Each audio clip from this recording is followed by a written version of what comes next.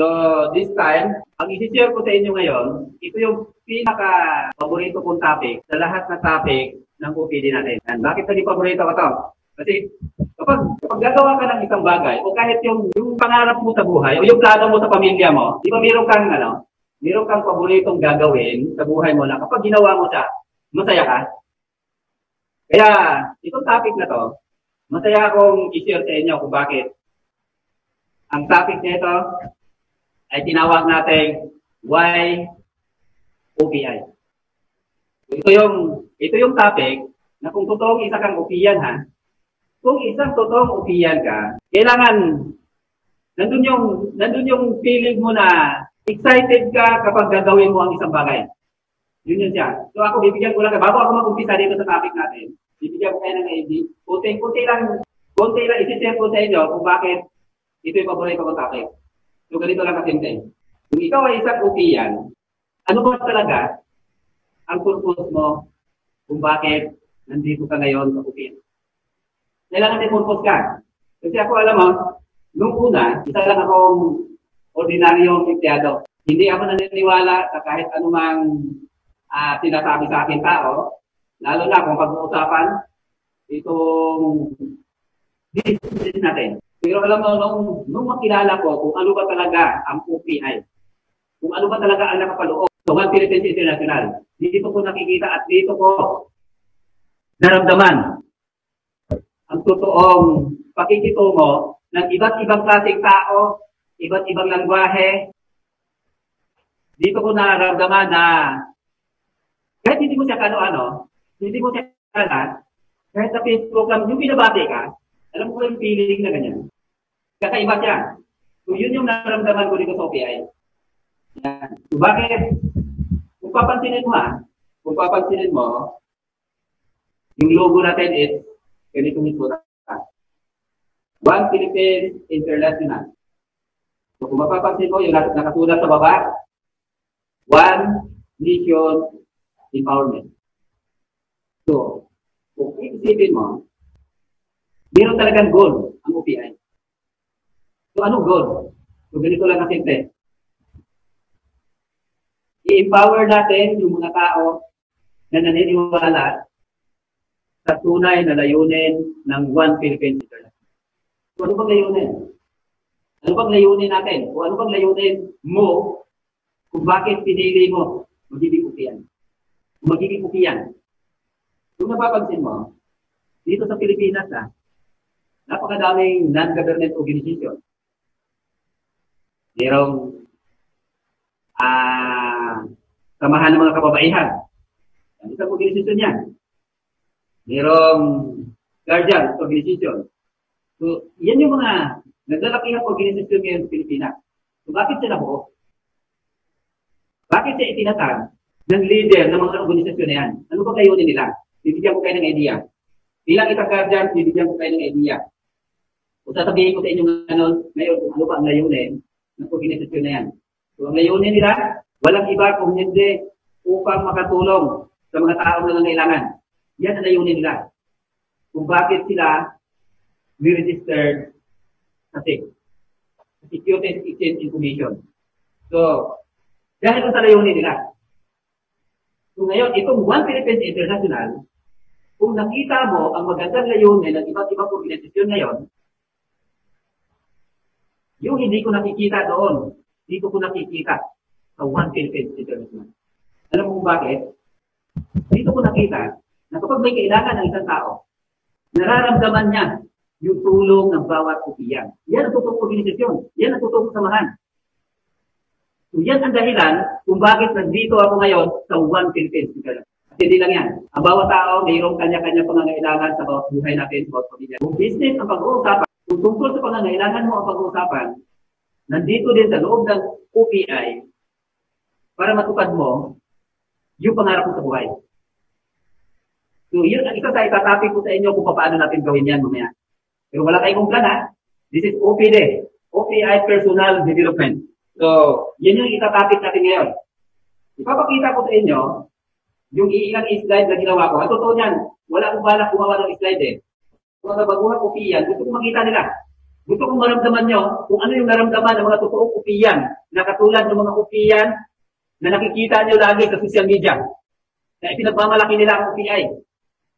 So yan ang totoong upiyan. Kaya ginawa ko slide ito para makita nyo. Dahil gusto kong maramdaman nyo kung ano yung naramdaman namin mga totoong upiyan. Bibigyan ko kayo ng idea. Kung ano ba ang naramdaman ng isang totoong upiyan. Number 1, kapag mayroon lumalabas ng isyo, nasasaktan ka. Yan ang totoong upiyan. Yan ang gusto kong ipaintindi natin lahat. Yan, nandito na tayo eh. Nandito na tayo. So, gusto kong maintindihan natin kung bakit tayo nandito sa One Philippines International. Gusto kong maintindihan natin kung bakit natin kailangan yakapin ang bawat isa. Kung paano dahilan. Magpapakita ko sa inyo ng slide. Tingnan nyo. Yung picture na yan, nakikita yan sa bukla natin. Yan ang dahilan kung bakit hanggang ngayon nandito ako sa One Philippines International. Yan ang dahilan. Siya ang dahilan kung bakit nasa puso ko ang OPI. Ganun po simple. Kaya sinasabi ko sa inyo, alam nyo, kapag naramdaman mo yan, sigurado, mamahalin at mamahalin mo ang OPI naman. Yan. Isa yan sa mga dahilan kung bakit nagiging matatag ang mga leader. Yan. Yung nakikita natin, ipakita ko sa inyo yung mga picture na yan, sila ang dahilan. Kung bakit patuloy ko i-share ang OPI. Dahil gusto kong hindi lang ako. Gusto kong lahat ng mga tao naniniwala sa One Philippines International sa layunin ng One Philippines International. Maintindihan nila bakit ginawa natin topic ito. Why OPI? Kung bakit ka nagiging OPI. So, dyan na ba nagtapos? Hindi. Kasi yung pangyayari na yan, yan yung maaaring mangyari sa buhay mo ngayon. So, hanggang ngayon lang ba yung goal ng OPI? Isa lang yan. Isa lang yan sa dahilan kung bakit dapat mo isa puso o isa buhay ang One Philippines International. Kung mayroon kang pamilya, isipin mo ha, kung mayroon kang pamilya ngayon, o kahit wala kang pamilya ngayon, sarili mong pamilya, ibig ko sabihin. Kung wala kang sarili pamilya, kung magkakaroon ka rin ng pamilya. Ngayon, magpapakita ako sa inyo ng picture ngayon. Isipin mo, na pag dating ang time na ikaw mismo magkakaroon ka ng sariling pamilya, isipin mo kung anong mangyari. Kung ikaw yan. Ano kaya nasa isip mo? Kung ikaw yan, nag-iisa ka. At nangyari sa'yo, yung unang picture na pinakita ko sa inyo, anong maramdaman nyo? Di ba, halos hindi mo maintindihan. Marami nga ngayon eh. Sobrang hirap ng buhay nila. Wala silang ibang ginawa, kundi sisihin ng gobyerno. Alam mo ba, hindi kasalanan ng gobyerno kung bakit naghirap ka na yun. Ang gobyerno, nandyan yan para alalayan ka, para turukan ka sa tama at mali. Tinuturo nila lahat yan. Kapag hindi mo sinunod yun, ang kababagsakan ng buhay mo, kung ano ang buhay na meron ka ngayon. So, ano ba talaga ang plano mo? Ano ba talaga ang goal mo? O ano ba talaga ang pangarap mo para sa kinabukasan na pamilya mo ngayon o sa magiging pamilya mo? Kung hindi mo yan mapaghandaan, alam mo kung ano maaaring mangyari sa buhay mo. Ito ang maaaring mangyari sa buhay mo. Kung nakikita nyo lahat, yung picture ngayon na nasa screen na yan, bago mo pasukin ang buhay, bago ka mag-desisyon sa buhay, dapat isipin mo kung ano ba ang kahinatnan sa pamilya ang gagawin mo. So, kung nandito ka na sa sitwasyon na yan, wala ka na magagawa, nandiyan na yan. Pero alam nyo ba, natutuwa ako. Dahil sa One Philippines International, alam mo ba kung nandiyan ka sa sitwasyon na yan, ang goal ng One Philippines International, para bigyan ng kinabukasan yung mga tao na nakikita nyo ngayon. Yan ang laging sinasabi ng gobyerno eh. Lahat na nakaupo sa gobyerno, alam nyo ba, ang layunin nila, bigyan nila ng kinabukasan yan. Pero bakit padami sila ngayon? Hindi kasalanan ng gobyerno, kundi kasalanan mo kung ikaw ang magbubuo ng ganong klaseng pamilya. So, ano bang kailangan mo? Ano bang kailangan natin para maalis ka dyan? O para hindi ka mapunta dyan, hindi mapunta dyan ang magiging pamilya mo. Kailangan mo ang tunay na pagkakaisa. Yan ang laging sinisigaw ng mga nagrarally sa kalsada. Pagkakaisa. Pero ang tanong, mayroon bang nagtestimonya sa kanila? Yung mga tumali sa mga rally sa kalsada na nanggugulo sila, sumisigaw sila na dapat bigyan ng pagkakataon ng gobyerno. Sinisigaw nila, lagi nila kinakalaban ng gobyerno. Then gusto nila mabigyan ng ipukasan ng ganyang klaseng tao. Pero ang tanong, mayroon bang nagtestimone magmula nung nagkaroon ng rally sa Pilipinas? Mayroon bang nagtestimone na naging maayos ang buhay nila sa pagrarally nila dahil sa pinaglalaban nila? Wala. Pero ito, hindi mo kailangan mag-rally. Ang kailangan mo lang, isa puso mo ang OPI kung bakit nandito ka sa One Philippines International. Isa puso mo yan. Bakit ko sinasabi to? Dahil dito sa OPI, mayroon na nagtestimony na muntik nang masadlak yung buhay niya sa picture na nakita niyo ngayon. Mayroon na nagtestimony na nabago ang buhay niya. Kaya yan ang dahilan kung bakit nasa puso ko ang One Philippines International. Yes! Yan ang kailangan. Alam mo, sa sitwasyon natin ngayon, ito pandemic ha. Kung nag-iisa ka ngayon, wala kang trabaho ngayon, isipin mo kung paano ka mabuhay. Paano kung ang lockdown na to umabot to na 2 taon. Kumustahin mo ang buhay mo. Kumustahin mo. Tanong mo sa sarili mo ngayon. Kung ano ang magiging buhay mo sa susunod na taon. Hindi ka makakalabas ngayon ng bahay, wala kang hanap buhay. Tanong mo sa sarili mo ngayon kung ano ang magiging buhay mo sa 2021. Sa tingin mo ba matutulungan ka ng gobyerno? Sa tingin mo matutulungan ka ng pamahalaan? Ako nga, regular ako sa SSS, kahit ito wala matanggap. Hindi mo kailangan iasa ang buhay mo sa pamahalaan, sa gobyerno. Yan ang totoo. Pero alam mo ba, kung maintindihan mo lang kung ano ang totoong layunin ng One Philippines International, yung nasa isip mo ngayon, yung nasa picture ngayon na nakikita mo, magiging close ang One Philippines International na makaahon ka dyan. Paano mo nasabi yan, Ray? Inangyari sa buhay ko eh. At hindi lang sa buhay ko. Marami pa mga opiyan na pwedeng magpapatotoo niyan. So ano bang ginawa nila? Simple lang ang ginawa nila. Ako na lang. Simple lang ang ginawa ko. Magmula nung nasa OPI ako, OPI lang. Ang nasa isip ko, araw at gabi. Yun ang isip ko. So ano bang punto? Ano ba talaga dapat? Ibig ko sabihin, pagkakaisa ang kailangan para dyan sa pangangailangan mo. Hindi ka mabubuhay sa sarili mo lamang. Yan ang totoo. Hindi ka mabubuhay at hindi ka magtatagumpay sa sarili mo. Bibigyan ko kayo ng idea. Bigyan niyo ako ng pangalan ng isang empleyado na natupad ang lahat ng pangarap niya sa buhay sa pagiging empleyado. Wala. Wala kahit isa. Siguro kung politiko ka. Pero ang sinabi ko, empleyado. Empleyado ang sinasabi. Pero, itong organisasyon na sinasabi ko sa inyo ngayon, itong OPI-CSI na to, alam mo ba, na kung pwede itong magiging source na hindi ka masadlak sa picture na pinakita ko sa inyo sa screen. So, paano gagawin? Pagkakaisa lang kailangan. Bayanihan lang ang kailangan. So, paano ko nasabi yan?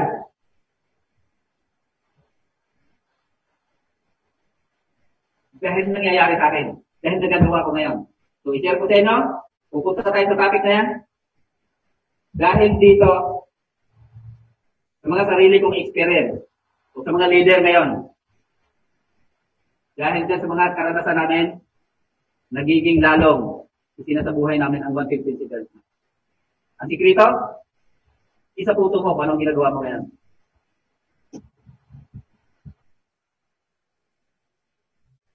Yan. Kung nakita mo pa, partnership of community services. Yan ang sikrito. Kailangan mo ng kapart Tingnan mo yung mga tao niya, bakit ipakita? Bibigyan ko kayo ng konting idea. Sino ba ang kapartner ng OPI sa community service? Di ba yung mga naka-uniform na nasa likod? Sila yan. Sila yung kapartner ng OPI para matulungan natin yung mga tao na yan na nakapila. Magagawa ba ng OPI? Nabigyan yung mga tao na yan kung walang kapartner? Magagawa. Kaso lang, pwede tayo makasuhan ng lokal na pamahalaan. Ibig sabihin, hindi talaga magagawa ng bawat isa kung hindi ka makipag-ugnayan sa pamahalaan kung gagawin mo ito community service.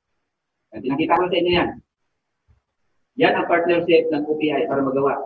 So ngayon, sino ba ang maging partner mo dapat? Ito. Ito ang totoong kailangan natin. Bayanihan is the key. Bayanihan ang susi para sa tagumpay mo. Para sa tagumpay natin lahat. Kung papansinin mo, sa panahon natin ngayon ng pandemic, tatanungin ko kayo. Sa tingin mo ba, magagawa mo ang business? Kung simpleng upiyan ka, ako na sasagot, huwag ka na sumagot, hindi mo magagawa. Kung baguang upiyan ka sa panahon ngayon, hindi mo magagawa yan. Bakit? Dahil pandemic. Lalabas ka na lang ng walang mask, huhulihin ka. Magtipon-tipon ka lang ngayon, huhulihin ka. Wala kang quarantine pa, huhulihin ka. So, ibig sabihin, wala ka talagang magagawa sa panahon ngayon. Pero anong susi? Bayanihan. Bayanihan ang susi para magawa mo at ipagpatuloy mo ang buhay mo ngayon during pandemic. Wala nang iba. Bakit ko sinabi yan? Kung antayin mo magbubukas ang mga branches natin, may mga branches pa tayo hindi nagbubukas ngayon. Kung mag-invite ka doon, kailangan mong pa-schedule. Pakinggan nyo ito sasabihin ko, bibigyan ko lang kayo ng logic. Kung doon mo dadalhin ang invite mo ngayon, alam nyo ba, hindi mo magagawa yan. Kung kaya mong gawin, yung invite mo, hindi niya gagawin yun. Bakit? Walang tao magsasapalaran sa panahon natin ngayon lumabas lang. Kung ibig sabihin, hindi mo talaga magagawa, kung ano man ang balak mong gawin ngayon. So para magawa mo siya, bayanihan ang kailangan mo. So paano ito i-apply sa buhay natin? Ito bayanihan. Bilang isa kupiya.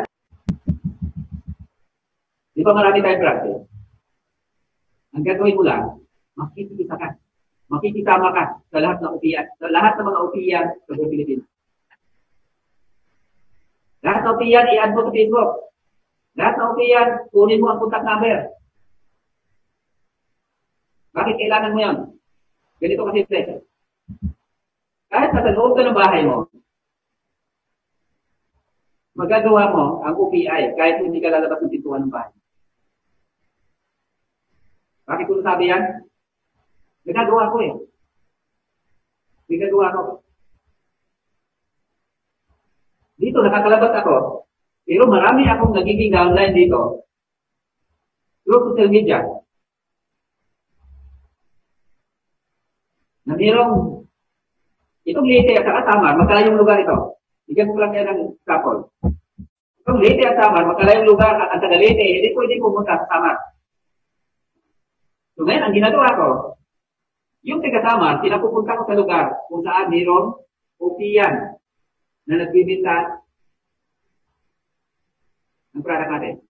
So doon ko pinapupunta. So ano koneksyon? Bayanihan. Ginawa ng kapwa mo upiyan, ginawa ng kapwa ko upiyan sa Samar, yung dapat na ako ang nagawa. Nakuha niyo ba yung point? Bayanihan ang tawag doon. Nakikituyo ako doon sa upiyan sa Samar para yung kausap ko sa social media, inaasikaso niya. So ang tawag doon ay bayanihan. Kung gusto mong magtagumpay, walang ibang susi. Lalo sa panahon natin ngayon, bayanihan. Hindi mo magagawa ang ano magagawin mo ngayon kung hindi ka makipagkita sa kapwa mo upiyan. Ito. Hindi ba napapansin? Kung bakit nasa marketing plan natin ang bayanihan. Kung pag-aaralan mo yan, kung titingnan mo yung logo natin, nandiyan sa loob na yan, hindi mo na kailangan lumabas. Ibig sabihin, hindi mo na kailangan humingi ng opinion ni kahit sinong punto pilato para magawa mo ang UPI. Nasa loob lang. Hindi mo kailangan humanap ng ibang tao.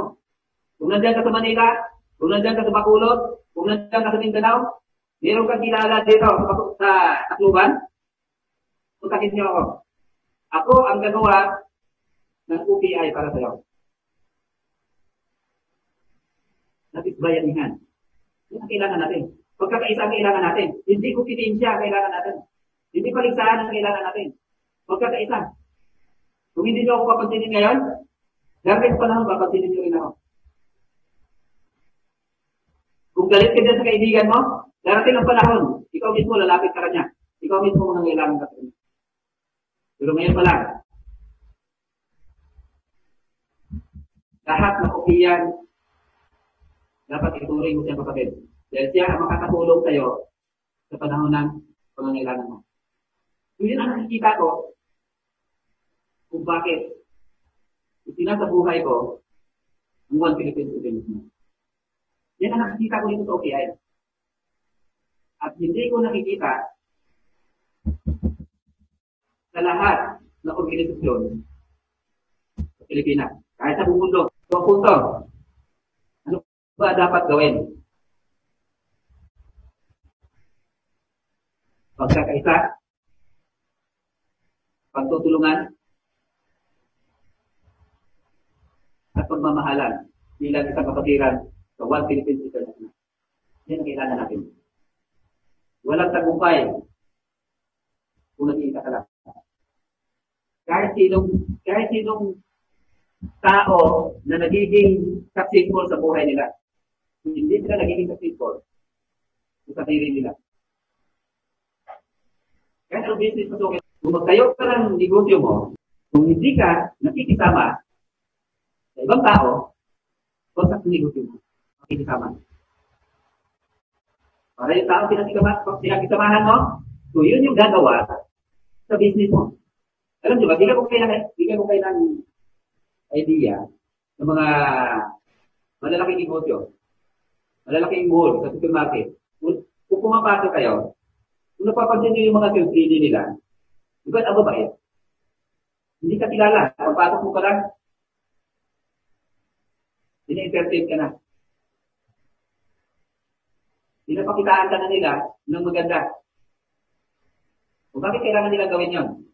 Kasi, yun ang mentalidad na itinuturo ng mismo may-ari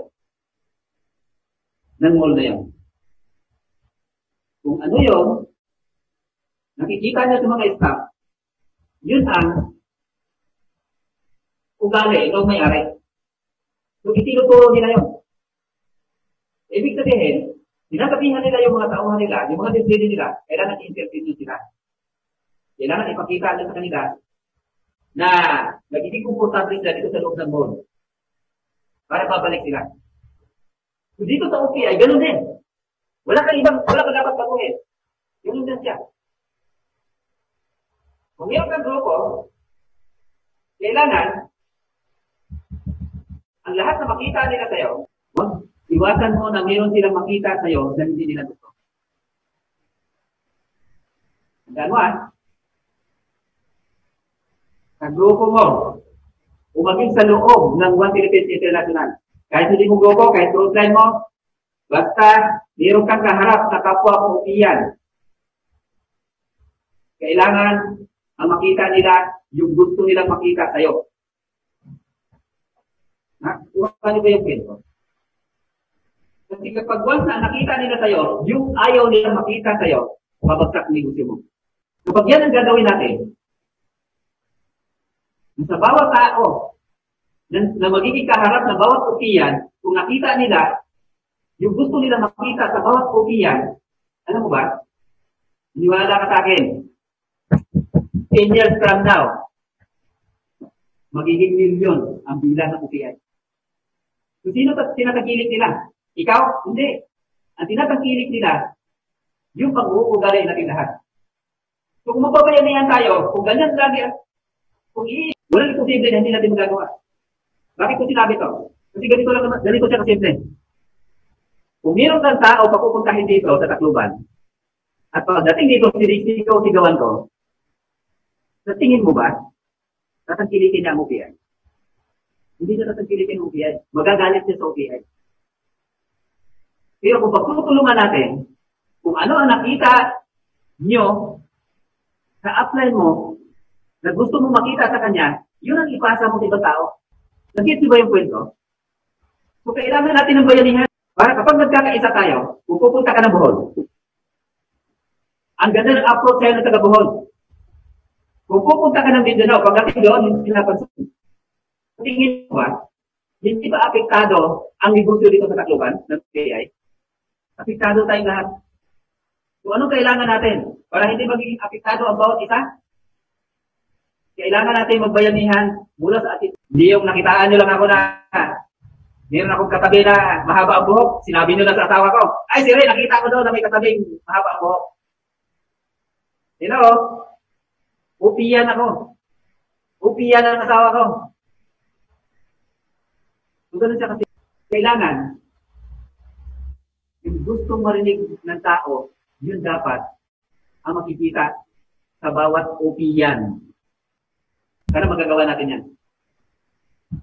Alam niyo ba kung saan nakuha to? Hindi ganito ang ugali ko dati. Sabihin ko sa inyo ang ugali ko dati nung empleyado ako. Hindi ako naging pag-usap sa tao.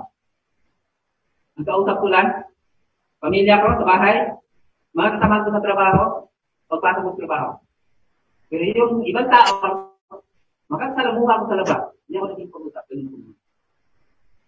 Pero may tagumpay ba sa ginagawa ko? Wala. Walang tagumpay. Eh, nung makita ko ang UPI, nakita ko kung ano ang pag-uugali na meron. Ang lahat na staff ng UPI, ang may-ari ng UPI, doon ko naisip. Doon ko naisip na dito ko natatagpuan sa OPI ang totoong non-government organization, na totoong samahan. Wala nang iba. Ang dami kong pinasok na organisasyon. Meron pa akong, bukod sa Guardian, isa akong master founder sa Guardian. Isa akong chairman ng organisasyon, Citizens Crime and Anti-Graft Movement sa Bulacan. Ako chairman yan. Pero di ko nakita sa kanila yung layunin na lagi nilang sinasabi. Pero dito sa OPI,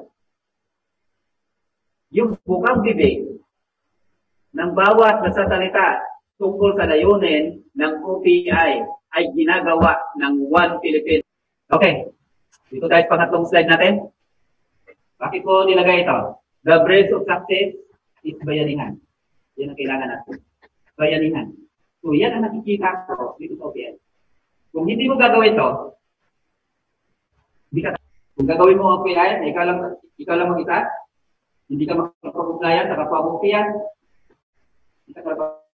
dahil hindi yan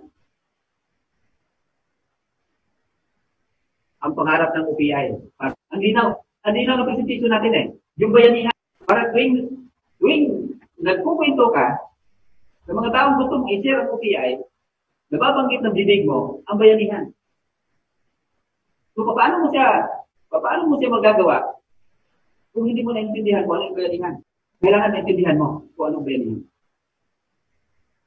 Baka iniisip nyo, kaya kayo nag-join dito, dahil gusto mo lang, natulungan ka. Ganyan ka ba, Sir Elmer? Yan ba yung layunin mo, Sir Elmer, kung bakit ka nagiging upihan? Alam mo, ito lang sasabihin ko sa inyo, huwag kayong masaktan. Training ito. Lahat na training, nasasaktan ka. Yan ang totoo. Kung yan ang layunin mo, kung yan lang ang gusto mo sa OPI, kaya ka sumali dahil gusto mo ang tulong ko, hindi ka kailangan. Yan ang totoo. Bakit ko sinabi ito? Kapag yan ang mentalidad nating lahat, mauubos tayo. Hindi tayo lalago kung ganyan legal natin lahat. At hindi yan ang pangarap ng OPI para sa'yo. Ang pangarap ng OPI para sa'yo, kung ano yung napinulan nila, ang gusto ng OPI, ay tatapusin mo. Hindi na kasi sinabi ko ha. Kaya lang kung magsalita. Kasi may mga tao kasi na kaya nag-join dito. Gusto lang yung bayanihan. Gusto lang yung benefit. E paano? Kung na-decline. Wala na. Ayaw na. Kaya ang gusto namin, kapag nag-present kami, ang gusto namin, maintindihan mo kung ano ang OPI. Maintindihan mo kung ano ang bayanihan. Dahil kapag naintindihan mo ang bayanihan na yan, yan ang magiging tulay na tagumpay mo. Kahit sino tanungin mong tao na nagtatagumpay sa buhay nila. Yan. Bayanihan in business. So, paano mo gagawin? Paano mo gagawin ngayon? Paano mo i-apply ang bayanihan? Bigyan ko kayo ng idea. Si Sir Emerson, nasa Manila. Meron siyang kakilala, yung downline niya may kakilala, dito sa Tacloban. At yung kakilala niya, ipinakilala niya kay OSB Lince at OSB Jurencia. Ngayon, nagkita sila dito sa dito sa branch office ng Tacloban. Noong nag-usap sila, alam mo ba kung anong nagawa ng bayanihan kay Emerson? Ganito. After nila mag-usap, nagsabmiga ng 250,000 yung tao, yung downline ng downline ni Emerson na taga-Tacloban. Yun ang nagagawa ng bayanihan. So tingin nyo ba, kung si Emerson ang pumunta dito, hindi ba siya mahirapan?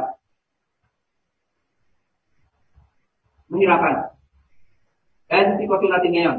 Pero dahil sa pagkakaisa, dahil sa tiwala at pagkakaisa ng bawat upihan, nagagawa ni Sir Emerson yung business niya. Ito siya kasi. So, ibinahagi ko ito. Then, ito yung totoong nangyayari. Kung gusto mo magtagumpay sa OPI, then sa business mo, kung gusto mo magtagumpay sa ganitong klaseng pagkakataon natin ngayon, na kahit paglabas ng bahay, hirap ka, gamitin mo ang bayanihan. Hindi mo kailangan pumunta sa isang lugar para puntahan yung tao na kausap mo. So, tingnan mo si Sir Elmer. Meron siyang downline dito. No, nagpunta ba sa Sir Elmer dito? Kasi kasuhin yung downline niya, hindi siya nagpunta dito. Dahil sa bayanihan, nagawa na Sir Elmer. Yung presensya ni Sir Elmer, dahil sa bayanihan, nandito si Tacloban. Yun ang nagagawa ng bayanihan. Kaya kung hindi mo naintindihan ang kahulugan ng bayanihan, lubayan mo na yung buhay mo. Yan ang totoo. Ginawa ko lang sila example. Pero sa sarili ko, napakadami na. Kaya salamat sa mga tao na nilapitan ko na hindi ako binigo. Nandito ngayon. Marami ngayon na nandito nanonood. Salamat sa inyo. Ito na kasimple. Nagagawa namin eh. Kung nagagawa namin, magagawa nyo rin. Maniwala kayo. Basta intindihin nyo kung ano ba talaga yung bayanihan na yan. Kung paano ba talaga i-apply ang bayanihan na yan. Mahirap ito gawin sa mga tao, lalo sa ating Pilipino. Kasi nasanay kasi tayo na hindi magtiwala sa tao. Bakit? Ayan ang sinasabi ng mga magulang mo eh. No, huwag kang magpag-usap kahit sino-sino din ha. Yung dyan tayo nasanay eh. Kaya sa panahon ngayon, nahirapan mo gawin, mahirapan ka i-apply sa sarili mo yung bayanihan. So, intindihin mo mabuti at isabuhay mo at isapuso mo yung bayanihan para magawa mo yung business mo. At yan ang dahilan why I do. Hindi mahirap. At hindi ano yan. Hindi madaling gawin yan. Hindi madaling gawin yan. Pero, kung ipakita mo lang sa akin, yung gusto kong makita sa'yo, walang imposible gagawin ko. Kahit may COVID pa yan, pupuntahan ko. Kung ano ba yung kwento? Kung makikita ko sa'yo, ang gusto kong makita sa'yo, gagawin ko ang lahat na ipapagawa mo sa akin. So, kulikado din ang kulikado din ang atensyon. Pero hindi topic natin yan, sinabi ko lang. Para may apply mo ang bayanihan sa sarili mo, at naikunik mo sa ibang tao, kailangan makita nung tao na yon ang gusto niyang makita sa'yo. Pero siya, simple. Kahit si Nelmer, kahit utusan ako si Nelmer, puntahan ko mamaya after presentation. Yung downline na pupuntahan ko. Bakit? Nakikita ko sa kanya yung gusto kong makita eh. Ganun siya kasimple. Pagkakaisa. Ang kailangan natin para magawa natin ang business natin dito sa One Philippines International. Wala nang iba. Hindi ka magtatagumpay. Kung hindi ka magkipag-ugnayan, magitan ng bayanihan.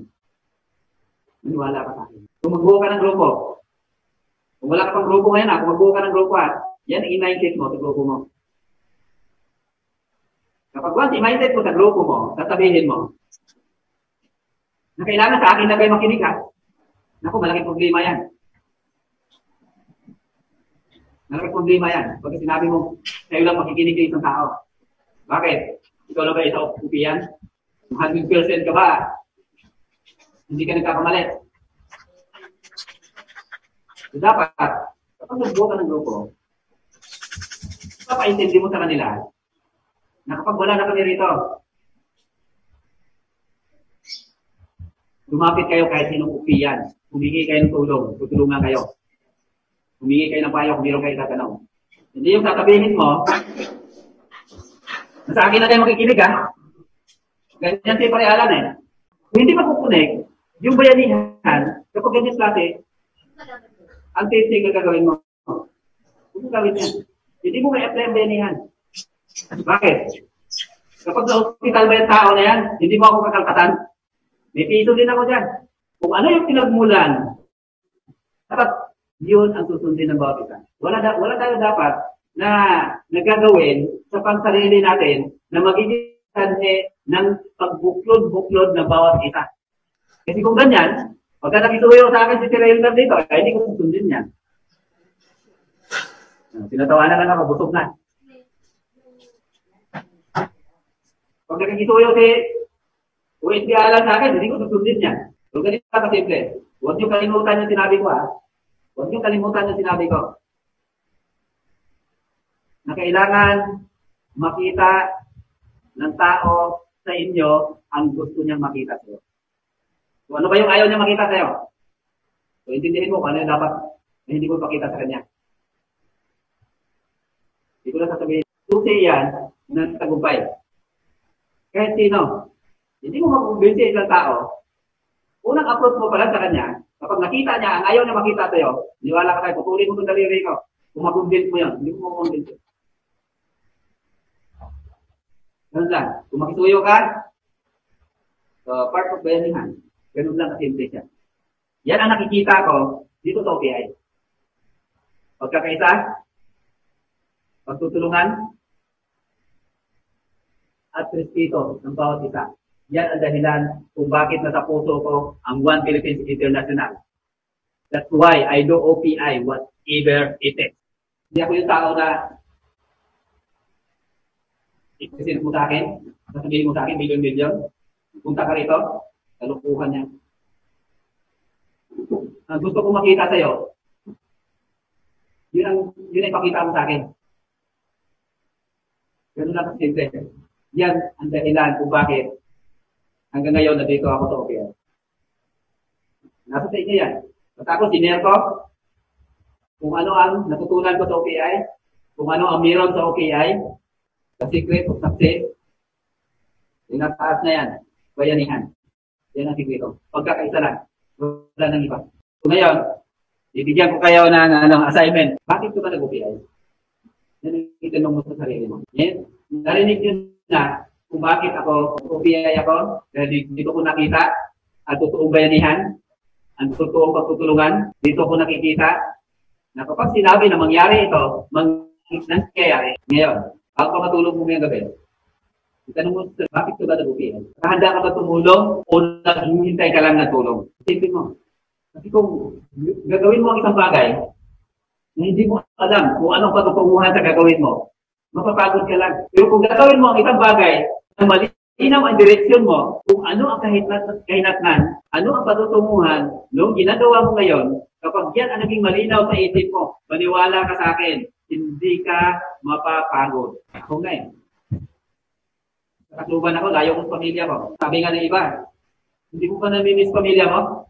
Siyempre, namimiss ko. Pero alam nyo ba, yung lugar na pinuntahan ko, pamilya, ang turing ko sa kanila, at pamilya din ang turing nila sa akin. Yan dapat. Assignment ko next na ako lang yung speaker dito, tatanong ko sa inyo yan, kung ano magiging sagot ninyo. Basta ito lang, tandaan mo, kung gusto mo magtagumpay, sa pamamagitan ng OPI, isa puso mo ang tunay na layunin ng One Philippines International. Okay? So maraming salamat sa mapagpalang umaga sa inyo lahat, mga kaupiyan. Mga nakikinig, mga leader, nating isipin na kaya natin dalhin ang ating kapwa dito sa OPI para kumita ka. Pagkita, bunot lang yan. Ang importante, maramdaman nila na isa silang tunay na OPIan. Maraming salamat.